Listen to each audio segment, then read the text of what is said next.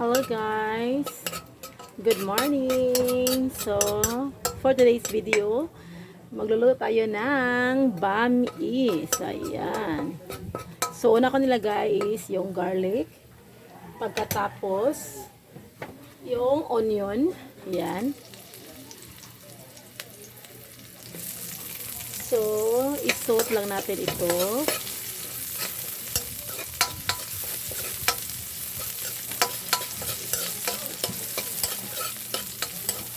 Ayan.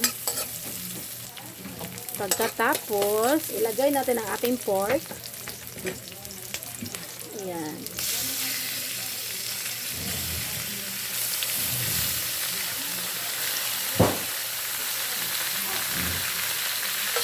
Lagyan natin ng kaunting soy sauce. So, ito muna ilagay natin mga palangga kasi minsan asin lang yung nilagay ko, hindi soy sauce. Ayan. I-mix lang natin.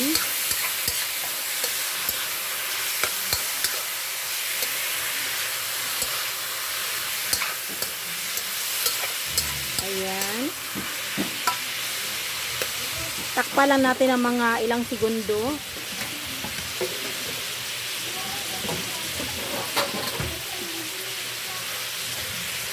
Takpan lang natin mga palangga.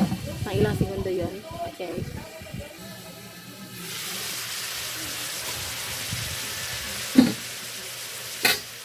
Ayan. Mix natin. At saka, ilagay na natin ang ating liver, pork liver, mga palangga.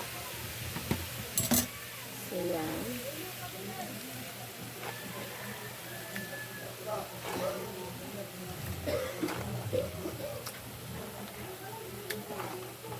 So, ayan yung ating pork liver. Lagyan natin ng kaunting patis. Patis para sa liver. I-mix natin. Ayan.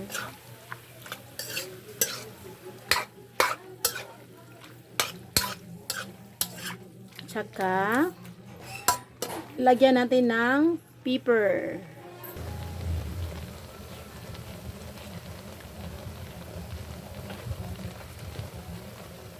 Pepper, pampawala ng amoy. I-mix lang natin.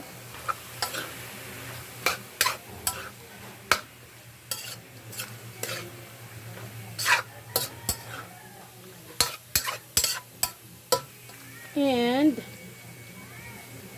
takpan natin mga palangga hanggang sa lumabas na yung oil niya. Pagkatapos nun, lagyan natin ng water. So ayan, takpan natin ng mga ilang minuto lang. Tingnan natin guys kung malambot na ba o lumabas na ba yung oil ng ating karne. Ayan.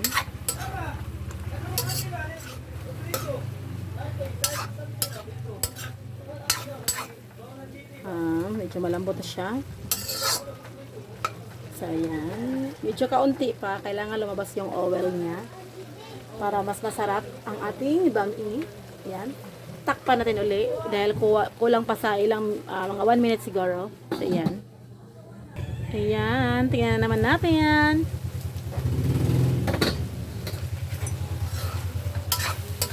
Okay natin. I-mix lang natin. So, ayan. Medyo lumabas na yung oil niya. So, it's time to put the carrots. So, ito yung carrots at saka ito yung baggy beans. So, dapat mga palangga, chicharo ang ilalagay ko dito. Kaso, napakamahal ang chicharo. So, baggy beans is the replacement for chicharo. So, it's my own version of cooking. So, yan. Walang ka-contra. Yan. I-mix lang natin.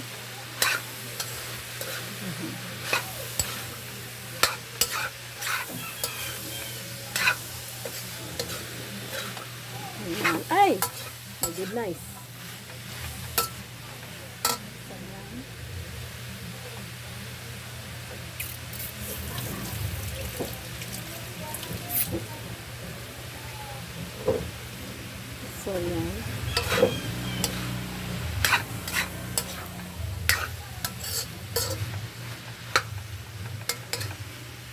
Takpan natin saglit mga palangga, mga at least 3 seconds. Yan, tingnan natin ulit. Ulit na ulit. So, okay natin.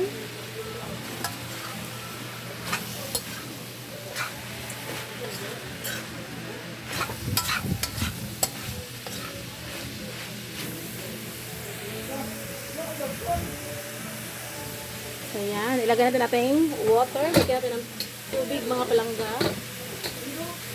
Ayan.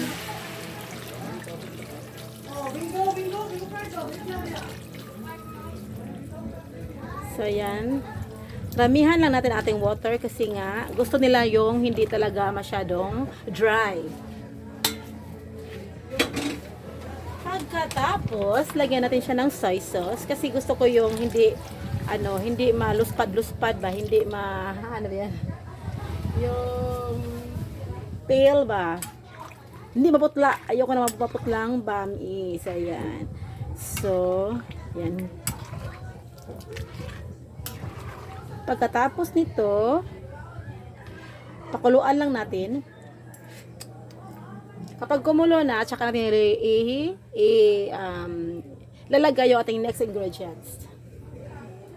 Which is the sotanghon and the canton and the cabbage. Yun na lang yung ating ingredients na ilalagay mga palangga. So, hintayin natin kumulo itong ating water na nilagay dito. Ayan guys, i-check natin. Ayan, kumulo na ang ating sabaw. So, ayan. So, kung natin ilagay mga palangga is yung ating sotanghon. Ayan. So, I am using a 1/2 kilo of sotanghon. Ayan.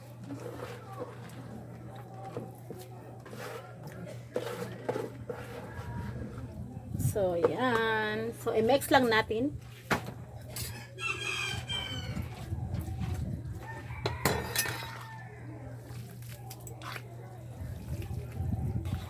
Ayan.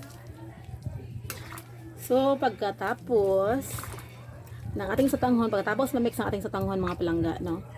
Ilalagay na naman natin ang ating canton. So, ayan. So, 1/2 sotanghon and 1/2 pansit canton. So, ayan. So, ilagay natin. Pakunti-kunti lang ang paglagay mga palangga para ma-mix mo talaga siya. So, ayan.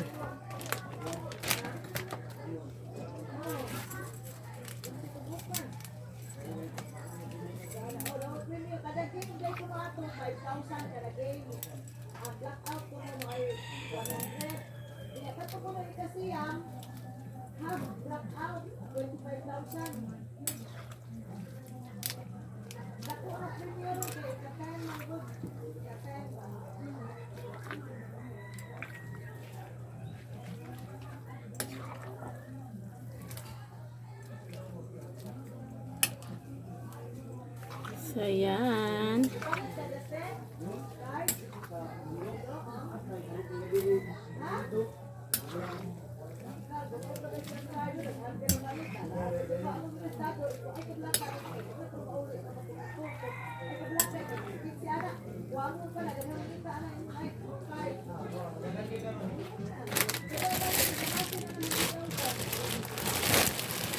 So, ayan.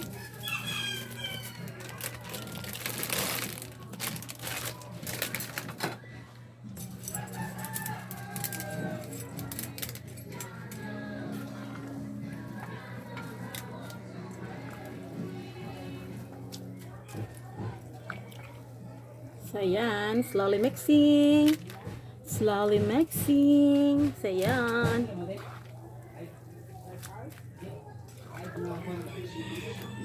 So, ayan. Kailangan natin ng help. Ng help aid. Ng other palayok. So, ayan.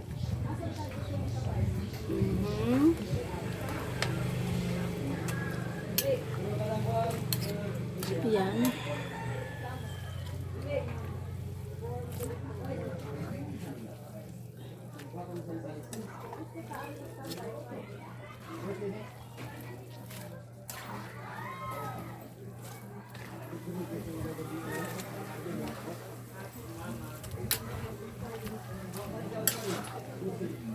Ayan.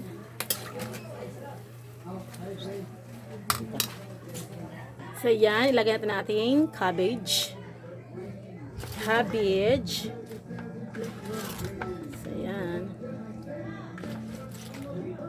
So ilagay na lang natin mga palangga, no, para isang ukaya na lang mga palangga. So yan, i-mix natin siya ng dahan-dahan. So yan.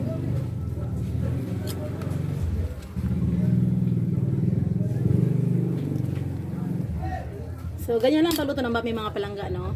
Madali lang naman mga palangga kapag alam mo na kung anong gagawin mo. Yung iba, yung repolyo nila, pinipino nila paghiwa.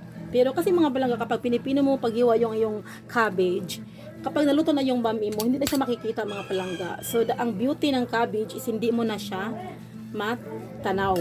So, yan.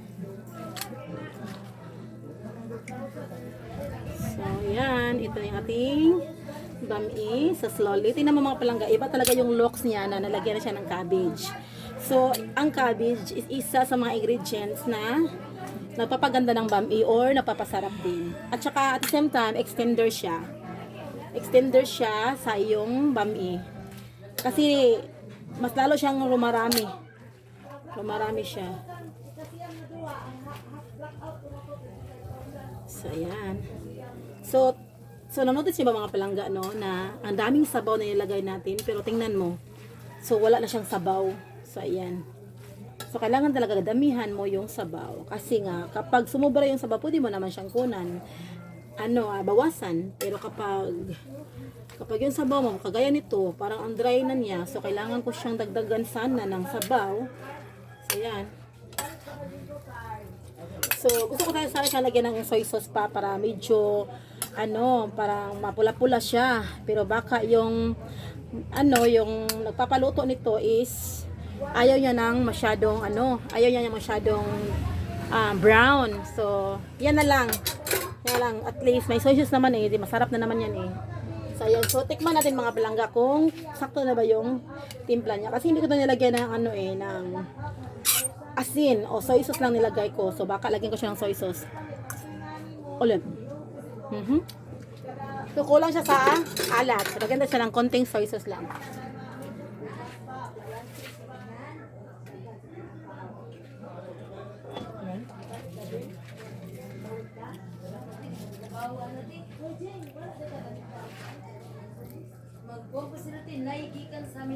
Ayan.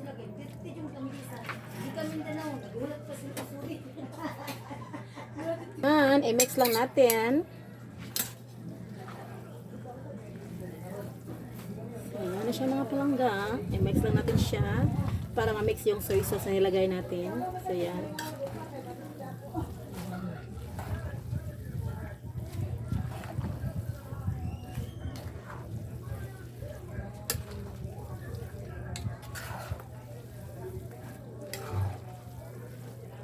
Hindi lang siguro natin masyadong alatin mga palangga kasi nga baka may mga ayaw ng maalat sa mga kumakain ito. So, yan. Kasi kapag yung iba gusto ng maalat, pwede nila lagyan ng soy sauce if they want. Pero yung hindi gusto ng maalat, kawawa kasi hindi naman pwedeng bawasan yung alat kapag nandiyan na. So, lagyan natin siya ng pampalasa, seasoning. Ayan. Dalawang seasoning ilagay ko mga palangga kasi nga marami naman to at saka maliit na naman tong seasoning na nilagay ko. So, ayan. So, bali dalawang seasoning na pinakamaliit ang nilagay ko.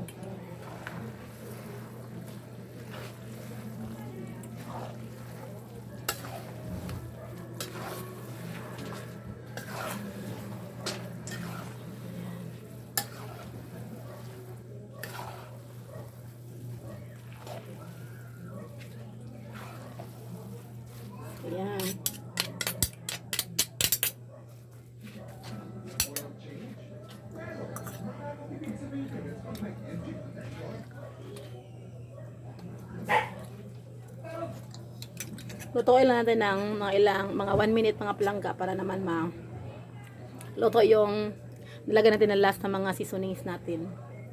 So yan, hindi lang natin siya takpan mga palangga para hindi siya malanta yung ating noodles or noodles. Yan.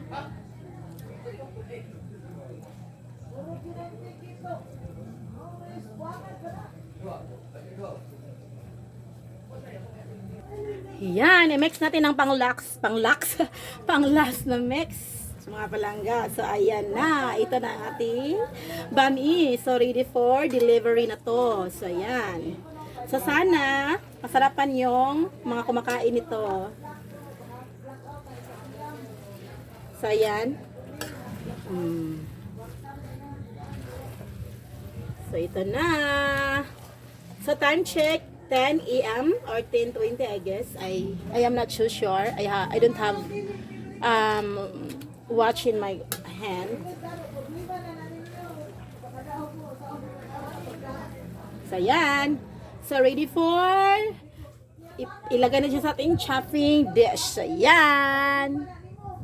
So ayan na guys, ito na ang ating bami, ready for delivery na siya mga palangga. So ayan. So, isa siyang chopping dish na naka-foil. Yan yung ating bami. So, yan.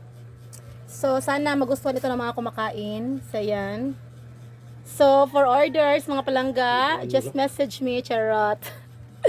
Hindi, pinaluto sa akin to ng mama ko kasi nga may bibigyan siya na close to her heart. Ayan, kaya sinarapan ko ang pagluto mga palangga. So, kulang pa yun ang ingredients kasi nga, parang na out of budget na kami, pero I assure you that this is yummy. So yummy. So yan. So perfect yung pagkaluto ko ngayon mga palangga kasi nga yung meat niya hindi siya matigas.